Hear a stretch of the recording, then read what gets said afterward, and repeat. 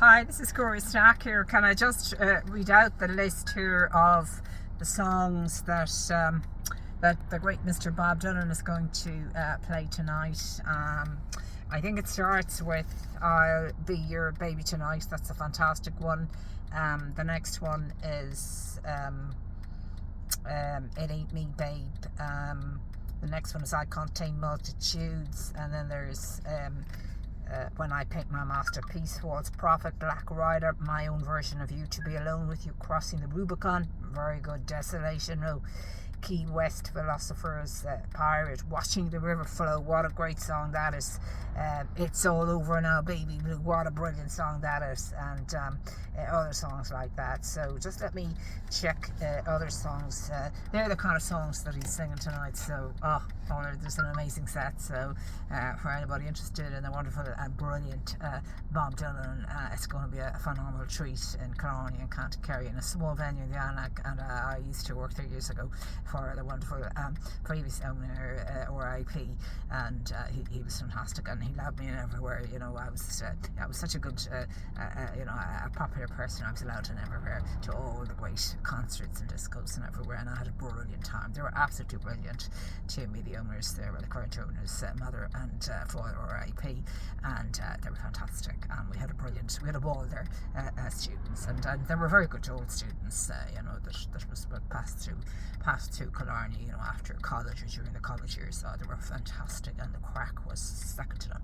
Absolutely brilliant crack in Killarney in those days, and Morris was fantastic, a beautiful man, and his wife is still around, and she's fantastic as well, always beautifully dressed, and they were brilliant. They were absolutely brilliant family, and they were so nice to me.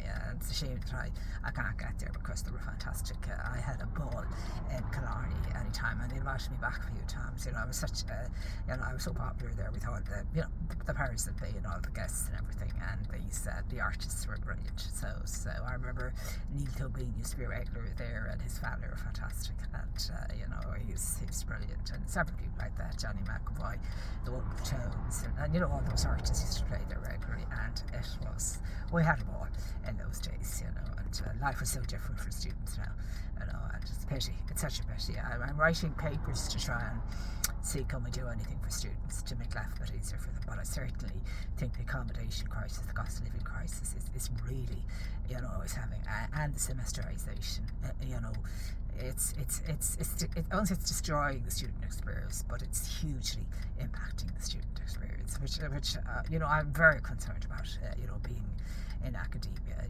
and I'm reading the papers from all around the world which is saying the same thing. The pressure on students it's not fair on them, really not fair. We're not being fair on our students, and we're not giving them time to breathe or to think. I mean, we had the whole semester to think about really hard problems in mathematics, and look at the codes I've cracked.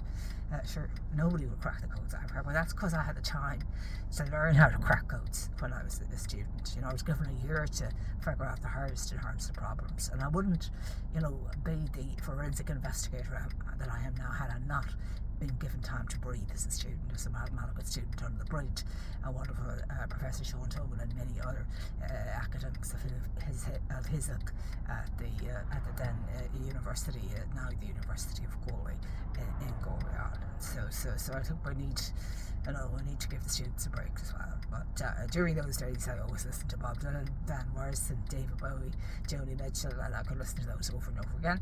And then when I went to other places, I used to listen to Paul Weller and several other people like that, Simple Minds, and all the great artists, the Rolling Stones, and all those the great artists of those days. So it's just a pity our students are under so much pressure, and I would urge the Minister for Higher Education to desemesterize first and second year, and to put significant more money into mathematics education, in particular the Graspel. I've written a paper saying why Graspel is, in my opinion, the best mathematics support system in the world at the moment, and everything else isn't really anything in its league. So it's purely independent research, and I would urge the Minister to consider my research in this, which is, believe me, world class informed, and that's no exaggeration.